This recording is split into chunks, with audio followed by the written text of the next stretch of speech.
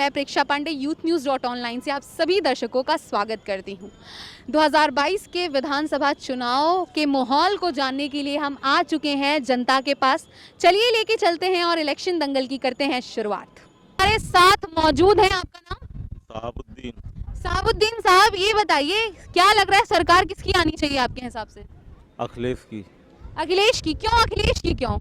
उन्होंने तो कोरोना काल में ये तक कह दिया था कि वैक्सीन मत लगाओ, लोगों में वो फैला रहे थे, एक तरह से अफवाह फैला रहे थे, और आप अखिलेश को सपोर्ट कर रहे हैं, क्या कारण है?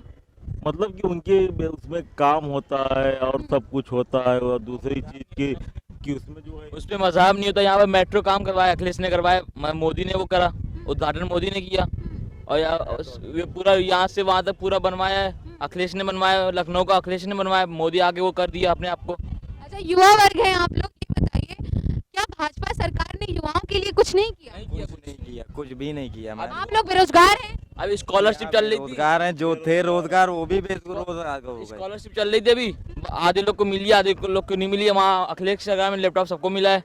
अब की बार समाजवादी पार्टी की सरकार बन रही है और अखिलेश यादव जी पूर्ण बहुमत से जीत करके मुख्यमंत्री बनने के लिए जा रहे हैं। अच्छा, आपके क्या मुद्दे हैं? आप किन मुद्दों पर अखिलेश यादव को देखना चाह रहे हैं सत्ता में? हम लोग मुद्दा किसानों का मुद्दा है, बेरोजगारी का मुद्दा है, कानून व्यवस्था का मुद्दा है, और शिक्षा का मुद्दा है, स्वास्थ्य का मुद्दा है, सड़क का मुद्दा है। मतलब ये जो योगी सरकार है पिछले 5 साल में सारे मुद्दों पर फेल साबित हुई है। समाजवादी, क्योंकि सारे यूथ जो हैं, यूथ बेरोजगार खास तौर से, वो सभी परेशान हैं इस सरकार से। ये सरकार यूथ के लिए कुछ की नहीं। और आज जो भी डिग्रियां, क्यों आप आखिर में क्यों आप पत्रकारिता करते हो? मैं क्यों पढ़ता हूँ? मेरे माता पिता क्यों पढ़ाते हैं? क्यों विश्वविद्यालय भेजते हैं? क्यों कॉलेज भेजते हैं? इसलिए भेजते हैं, ये कोई भी चाट फुल्की बेचने वाला ही अपने बच्चों को कमा रहा है और भेज रहा है कॉलेज विश्वविद्यालय, तो ये सोचकर भेजता है कि हमारा बच्चा जाएगा, अच्छी शिक्षा ग्रहण करेगा, अच्छा रोजगार लेकर आएगा, और हमारा जो जीवनचर्या है अच्छे से निर्वहन किया जाएगा, और राष्ट्र के निर्माण में जो हम लोग वस्तुएं खरीदेंगे उसको कर के रूप में जो भारत सरकार को पे करेंगे, वो राष्ट्र के निर्माण के लिए काम आएगा।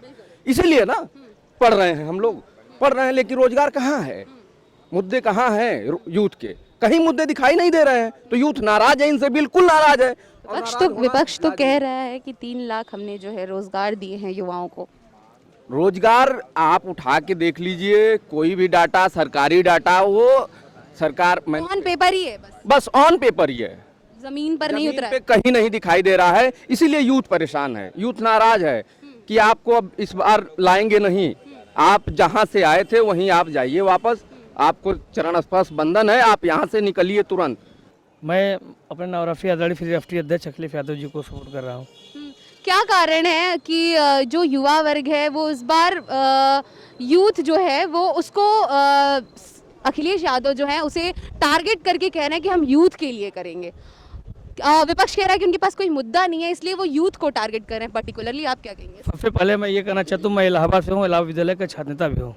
मैं यहाँ से कहना चाहता हूँ कि इलाहाबाद में जब छात्र संघ बंद हुआ था, उत्तर प्रदेश में पूरे छात्र संघ मायावती जी ने बंद किया था। जब अखिलेश जी आए तो उन्होंने मैनिफेस्टो में कहा था कि मैं उत्तर प्रदेश में जब मेरी सरकार बनेगी, सबसे पहले छात्र जो गरीब किसान का बेटा होता है, जो अपने हक की लड़ाई लड़ता है, और उसको मैं छात्र राजनीति में जो आगे बढ़ाऊंगा। उन्होंने छात्र संघ पूरे उत्तर प्रदेश में बहाल किया था, और उन्होंने लिंगदो कमेटी को पालन करते हुए पूरे उत्तर प्रदेश में छात्र संघ हुआ।